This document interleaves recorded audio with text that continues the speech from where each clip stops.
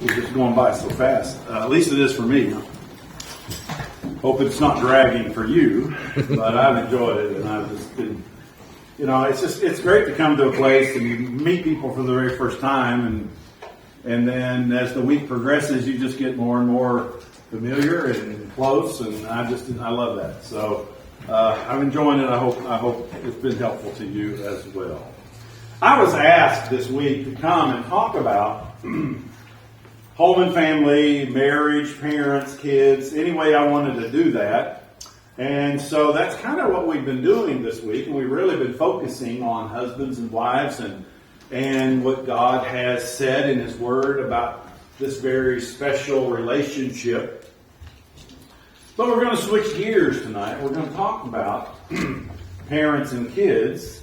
And then tomorrow night we're going to talk about how the gospel begins at home. And so that will kind of bring our week to a close. I'm going to date myself, and there's probably about maybe a couple of other people here you're probably going to smile when I say this, because you're going to date yourself. Back in the 1970s, mid-70s, early 70s, I was tooling around Louisville, Kentucky in my Chevy Impala, and I had the radio on, and one of the songs that would come on, Crosby, Stills, Nash and Young. And they had a hit song in which they urged parents, had these lyrics in that song, teach your children well. You remember. Yes. So I told you there's at least two of us. Okay.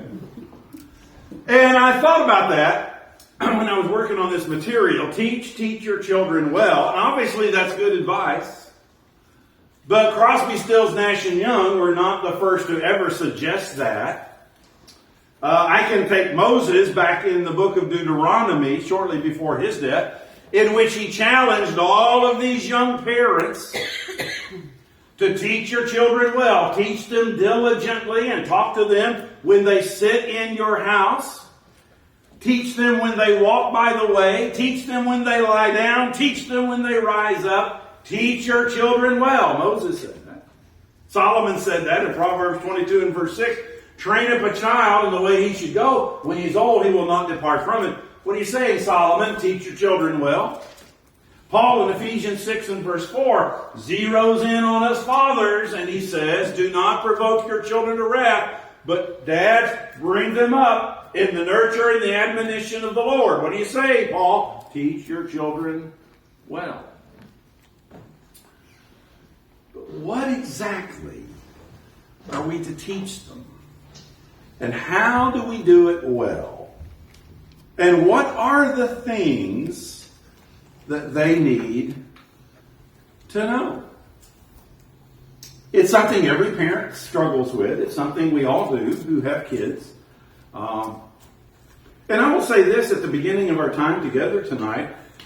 In the history of our country culture, it has never been more difficult to raise a godly family and to raise godly kids than right now. Because the world around us is a moral minefield fraught with dangers to the souls and the future of our kids. When birth control is distributed in government schools without your permission, when music styles celebrates murder and gang violence and rape of women, when guns and violence become the number one problems facing school administrators, when technology allows every kind of evil to come into your home if you're not very careful through the internet, through the homosexual culture, the trans culture. I was reading in Romans chapter 1, and just turn your Bible there, in Romans chapter 1, beginning in verse 28. And you start reading through Romans 1, and it's like, this is today. He's describing today. He says in Romans 1 and verse 28, just as they did not see fit to acknowledge God any longer, God gave them over to a depraved mind to do those things which are not proper, being filled with all unrighteousness, wickedness, greed, evil, full of envy, murder, strife, deceit, malice, gossips, slanderers, haters of God, insolent, arrogant, boastful, And then I stopped at this one, inventors of evil. I find that interesting. Inventors of evil. About the time you think all evil has been invented that could possibly ever be invented, Satan finds a new way to market his product. And he's been doing that for a long, long time. My point is, if you're a parent in 2026, you're in the fight for your life. If you're a grandparent and you have influence with your grandkids, you're in a fight for your life. Over who and what's going to influence these kids. So we have to ask ourselves as parents, am I willing to go to war for my kids? Am I willing to fight for the right to influence their lives? Am I willing to do whatever it takes to teach them and to train them, to watch over them and to warn them and to guide them into the values of God? I think about Nehemiah's statement in Nehemiah 4 and verse 14. When he turned to these families and he's trying to rebuild the walls around Jerusalem and restore the city in the Old Testament, and he turned to these families and he says, do not be afraid. He says, remember the Lord is great and awesome. And then he said this, fight for your brothers. Fight for your sons. Fight for your daughters. Fight for your wives. Fight for your homes. That was Nehemiah's challenge. And in essence, that's our challenge too. And it is a fight. Because culture stands against what God stands for. In Matthew 7 and verse 11, Jesus makes an observation that is true in every age. And it's the observation that parents love to give gifts to their kids. And he says in Matthew 7 and verse 11, if you then being evil or sinful know how to give good gifts to your children, and we do, how much more will your Father in heaven give what is good to those who ask of him? Jesus understood that as parents, we want to do for our kids. We want to give to our kids, and we give gifts to our kids. But I wonder sometimes about the quality of the gifts that we give them. And will they grow up and remember the gifts we give them? And I'll just tell you, our kids are going to need a lot more than basketballs and baseball gloves and baby dolls and trains and toys and the latest technological trinket on the market. And those may have their place. But I want to share with you tonight 10 gifts that every child deserves to have. Or 10 things every child deserves to know. And please understand, these are the kinds of gifts. You can't go to a big box store and buy these and charge them on a credit card. You can't go to Amazon and order these and they're going to be delivered to your front door. They're not those kind of gifts. But I will guarantee you the gifts we're going to talk about tonight will outlast any other gifts you give them. 10 gifts every child deserves to have. Or 10 things every child deserves to know. Number one, if you're taking notes, 1, 2, 3, 4, 5, 6, 7, 8, 9, 10. Don't worry about the clock. I don't go over time, okay? Some of these are going to be bullets. Okay, number one. Every child deserves to know that they are a special creation of God. Every child deserves to know they are a special creation of God. Everything that I ever hope to teach my kids comes down to this one basic truth. God created the world, and God made them unique and just the way they are. When I open my Bible in Genesis chapter 1, there it is. God created the heavens and the earth. And I come down to verse 27, and God made them male and female. And then I understand from that point on in passages like Psalm 139. And in verse 14 he says, I am fearfully and wonderfully made. Or Jeremiah 1 and verse 5, where God says to Jeremiah, before you were ever born. I formed you in the womb. Who formed him in the womb? God says, I did. I did. So God has a hand in who we are from the very beginning. I saw a kid with a t-shirt. And the t-shirt read, God made me and he don't make no junk. Well, that's terrible English, but it's a great truth. It is a great, great truth. In that passage we mentioned moments ago in Proverbs 22 and verse 6, train up a child in the way he should go when he's old, he will not depart from it. I use the New American Standard, and I have the literal rendering there is, train up a child according to his way. And I think that's really what it's saying. Train up a child according to his way. He's not saying train up a child to get his way. That's not what he's saying. Train up a child according to his way. What does that mean? That is, as a parent, I learn the way of each of my children. I understand that each of my children, their way is unique. They all have different inclinations. They all have different one-of-a-kind personalities. Kids don't come off an assembly line. They are not mass-produced. And so as a parent, I in turn adjust my training accordingly to who they are, as made by God. You know, we say there's no two snowflakes alike. There's no two kids alike. And how does that happen? God. When God got ready to make the world, this universe we live in, it took 6 days. As beautiful and as magnificent as this world, God took 6 days. When he got ready to make your child, he took 9 whole months. Because he's making your child one of a kind. If you think about when you were growing up, those of you who have siblings, I'm going to just hazard this guess that you're not like your siblings. Would you guys agree to that back there? You? Huh? You're just alike. You're identical, right? No. Okay. And think about your kids. Think about your kids. Are they just alike? My kids aren't. I got 4 kids. They're all different. They're all different. You know? I have one brother, and we are as different as night and day. We're not anything alike. He's short. I'm not. He's bald. I'm not.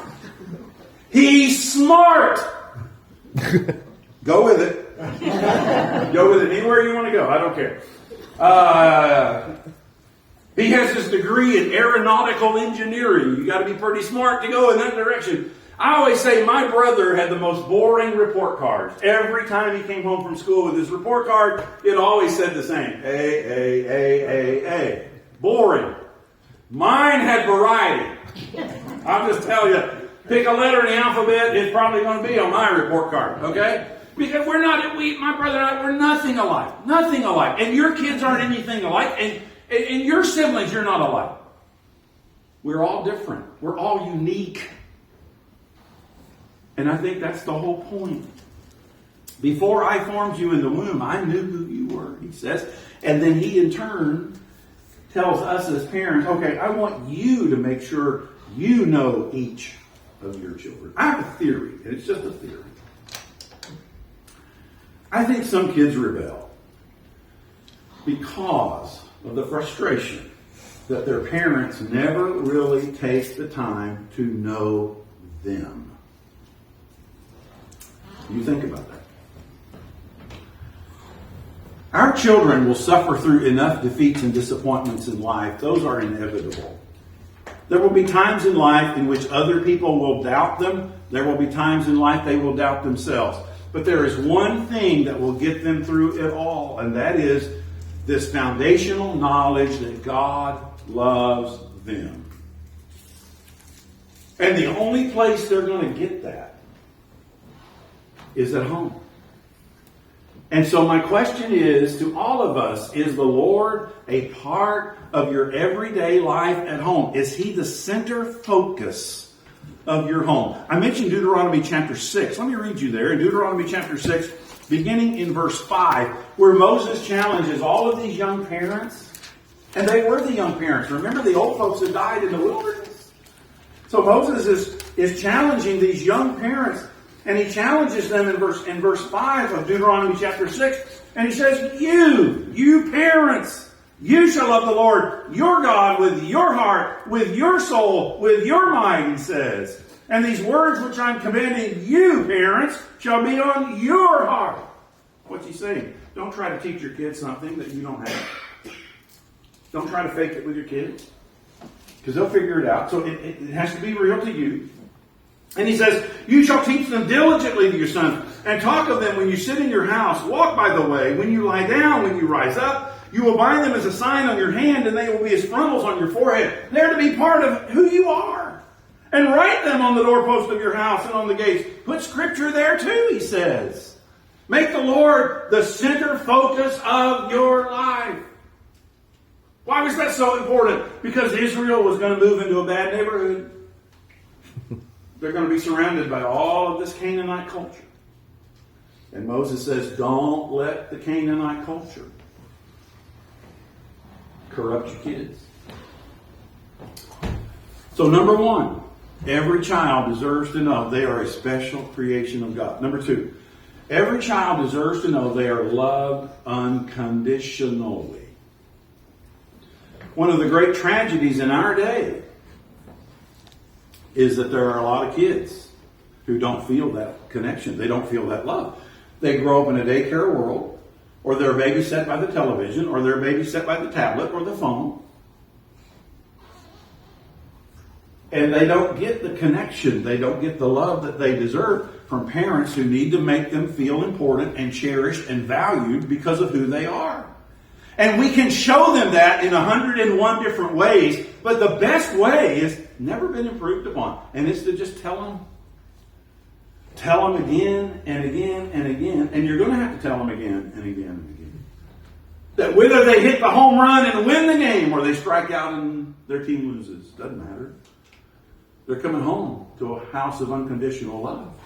Whether they win the school election or, come in last, doesn't matter.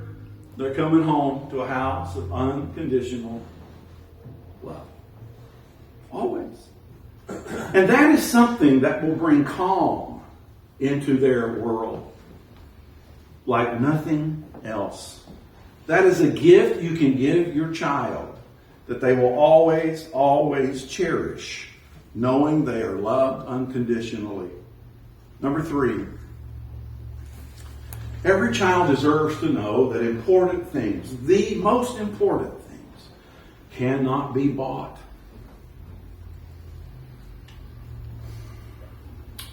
When you go through the winter, everybody talks about fluenza. That's not our biggest problem. Our biggest problem is not influenza, it's affluenza. Because we live in a culture where people take the good life and turn it into the goods life. And today it seems like it's not any good unless we have the latest and the biggest and the best. And materialism just kind of creeps into our lives and takes over. And if you don't think our kids notice, then think again, they do. I saw a bumper sticker not long ago. Some guy's bumper said, the one with the most toys wins. The one who dies with the most toys wins. And I wanted to put my window down and say, what? What do you win? What's the prize? Job said in Job 1 and verse 21, naked I came, naked I return. That's just the way it is, We preachers would always tell people, the hearse doesn't pull a U-Haul. And do you know the other day somebody put a bumper hitch on the hearse and drove a U-Haul around town. And they blew that illustration for every preacher across this country. They blew it, I think it was all a put-up job. But, you get the point, You don't take it with you. You can't. And the truth be known, our kids don't have to have everything. They don't have to have the latest, and they don't have to have the best. And the truth again be known, they could probably do with less stuff and more of us, Mom and Dad. So if you want to raise lazy and selfish and ungrateful and yes, sometimes obnoxious kids, give them whatever they want whenever they want it. Now you can argue that some kids struggle in poverty, that's true. But equally as desperate are the scores and scores of kids who end up poor, broken in their lives because somewhere along the line they've been led to believe that money is the key to happiness and stuff is the key to success. And Jesus said in Luke 12 and verse 15, that's not so. For not even when one has an abundance does his life consist of the things he possesses. By the way, interesting fact. Do you know most of the kids involved in school shootings come from upper class neighborhoods? And what's missing? There's usually a common denominator there. And usually what's missing, somewhere along the line, is Mom and Dad. I was in Lexington, Kentucky, and I checked out of the hotel that morning, and I didn't have a meal appointment until that afternoon. And so I just went to Barnes & Noble and bought a coffee, and I had about 5 hours, and so I read a book. I figured I paid $5 for this cup of coffee. I could at least read a book. And so I read a book and put it back on the shelf and didn't feel guilty at all. But anyways, I was reading this book. It was written by Zell Miller, who at the time was a congressman from the state of Georgia. And he made an observation I thought was really good. He said, today's parents give in too easily to the pressures exerted by their kids. Loving and well-meaning parents are so intent on giving their children what they didn't have when they were growing up that they fail to give them what they did have. A sense of place, a sense of family, a sense of conduct, and a sense of moral values. So today, both parents work. So 16-year-old Junior can have a nice new car to drive to school, just like the other kids in his neighborhood, whose parents are all doing the same thing. I tell you, I challenge you, go to any suburban area in this country. Any suburban area in this country, go to high school. Tell me who drives the better cars. The kids or the teachers? I know a lot of teachers, and they know exactly what I'm talking about. Number 4, our kids need to know that choices have consequences. Choices have consequences. Our kids will grow up and they'll hear all kinds of stuff about choices. They don't hear much about consequences. But it's as simple as a child who opts to watch too much television or play on the computer or play on their phone way too long instead of studying for a test. There's going to be consequences at grade time. The teenager who chooses to become sexually active, there's consequences to that. The young person who gets involved in alcohol, consequences to that. But much of modern education is focused on helping our kids understand all of the choices that are available instead of helping them make the right ones.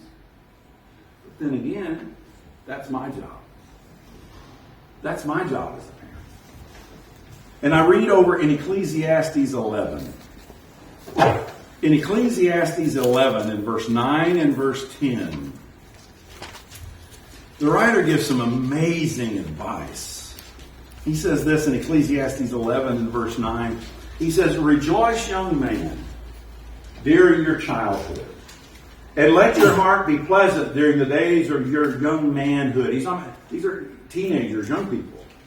And he says, rejoice and enjoy this time of your life. And he says, follow the impulses of your heart and the desires of your eyes. Enjoy this time. Embrace this time. But know that God will bring you to judgment for all these things. In other words, enjoy this time, but stay in bounds. Don't get out of bounds. So he says, remove grief, verse 10. Remove grief and anger from your heart. One translation says vexation. It's another word for rebellion. Remove rebellion from your heart and put away pain from your body. I take that literally. I take it literally. Put away anything that's going to destroy you physically.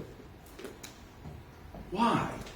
Because childhood and the prime of your life are fleeting. I wonder how many young people have messed up their lives because they didn't do that.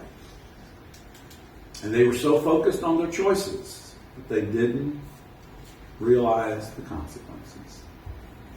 And the consequences can be long and they can be lasting. Number 5, every kid deserves to know that there is right and there is wrong. Now, society doesn't teach that. Society promotes moral relativism and toleration. Society says, I'm okay, you're okay, everybody's okay, just don't condemn anybody. That's what society preaches. But there is right and there is wrong. And our kids are going to grow up and they're not going to hear it in the classroom, they're not going to hear it on the media, and they're not going to hear it through social media. They got to hear it at home. Somebody said what Moses brought down from the mountain was not the 10 suggestions. They were commandments. Why? Because some things are right and some things are wrong. In Ephesians 6 and verse 1, he says, children, obey your parents in the Lord, for this is right. Some things are right and some things are wrong. 1 Peter 3 and verse 17, it is better to suffer for what is right than to suffer for what is wrong. There are things that are right, there are things that are wrong. And our kids have got to get back to the basics and back to the moral compass that's going to guide them through the maze of all of their life decisions. And that's what the Holy Spirit has revealed to us as He has revealed the mind of God. And that's what this book is all about. To help us figure all of that. Number 6, courage is a must. Every child needs to know that courage is a must. Why? Because peer pressure is an awesome force. And our kids grow up and they get countless messages telling them what to wear, what to listen to, where to go, all of that. And some of it is as innocent as it can be, but some of it isn't. I don't know how many conversations I had with my kids that began with them saying to me, but Dad, everybody's doing it. Everybody's going there. Everybody's wearing that. Everybody, you know. And so we had to have some pretty serious, tough conversations that said, look, I get it. But we're not everybody's parents. We're your parents. And you're not everybody's daughter or son. You're our daughter and son. And so sometimes somebody has to be the adult in the room and stand up and say, no, that we're not going to do that. And that takes courage for a parent to do that. And in so doing, we help to instill the same way in our own kids. As parents, our goal should be to raise 4-12 kids. You say, what is a 4-12 kid? 1 Timothy 4:12. That's what I'm talking about. 4-12 kids. 1 Timothy 4, verse 12. Let no one look down on your youth, but rather in your speech, in your conduct, in your love, in your faith, in your purity, show yourself an example of those who believe. Now that takes courage.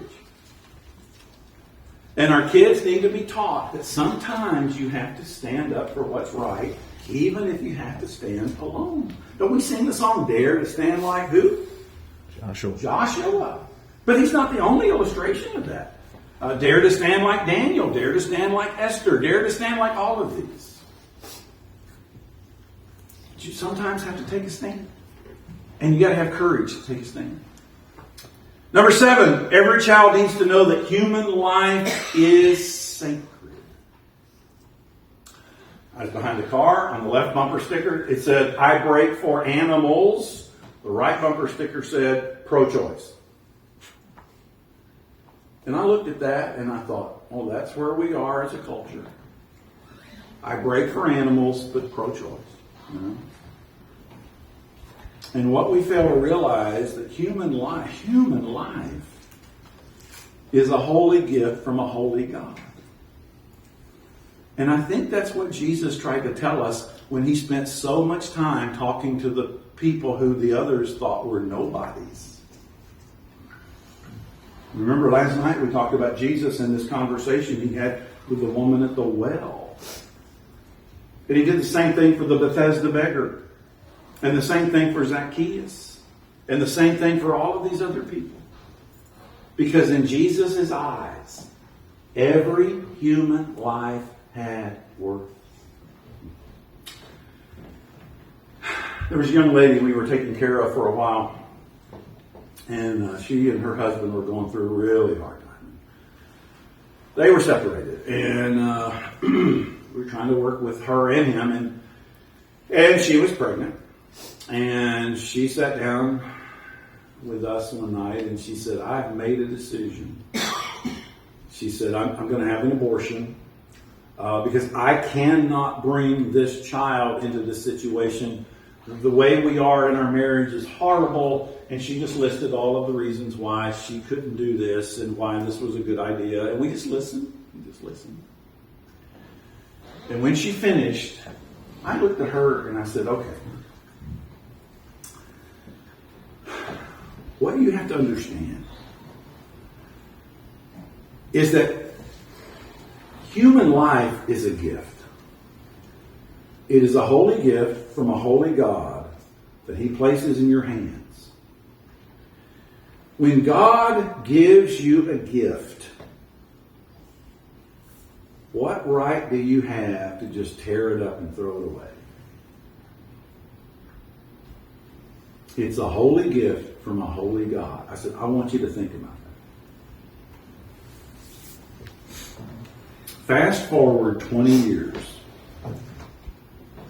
and I was in a meeting, and I didn't know she lived around there. She came. And she came and smiled and said, do you remember me? And as soon as I saw her, I remembered her. And she said, there's somebody I want you to meet. And she introduced me to her 20-year-old daughter, who was as beautiful as she could be. And that was the daughter with whom she was pregnant 20 years before. And she and her husband worked things out, and they got back together. And they're doing well. So never doubt, never, ever, ever doubt what God can do. Amen. Human life is sacred. Number 8, hard work is worth it. In 2 Thessalonians 3 and verse 10, Paul says, if a man doesn't work, he shouldn't eat. That's what God says about that. Hard work is worth it, he says. And in Colossians chapter 3, Colossians 3 beginning in verse 22, ought to be required reading. Ought to be required reading for every teenager who gets their first job. Because he says 4 things about work in Colossians 3 beginning in verse 22. Slaves in all things obey your masters. Now they have the slave master economy. We have the employer-employee economy, but the principle is the same. He says, obey those you work for, in essence, not with external service as those who merely please men, but with sincerity of heart, pleasing the Lord. What does that say? Have integrity on the job. Have integrity on the job. That's what he says. That's the essence of what he says. And then he says in verse 23, whatever you do, do your work heartily as for the Lord rather than for men. In other words, if you get a job and you work, then you work. You do what you're supposed to do. You earn that paycheck.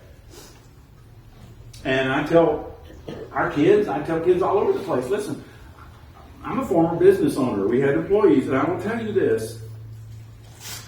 And this is what I tell kids. There's 3 things you need to do. Number 1, you need to show up every day on time. And by on time, I mean early. Show up early. Make a commitment to quality. Do your work. Do what's asked. And third, do more than is even expected. And when you approach work that way, and when you work that way, your employer will do anything he can, he or she, to keep you. Because that's rare. But that's what a Christian does. And then he says in verse 24, know your boss, knowing that from the Lord you will receive the reward of the inheritance. It is the Lord Christ whom you serve. I had a guy say to me one time, I would never want to be a preacher. I said, why? He says, because God's your boss. I said, well, I think he's your boss too. I don't care who signs your paycheck. I mean, there's a sense in which all of us are working for him.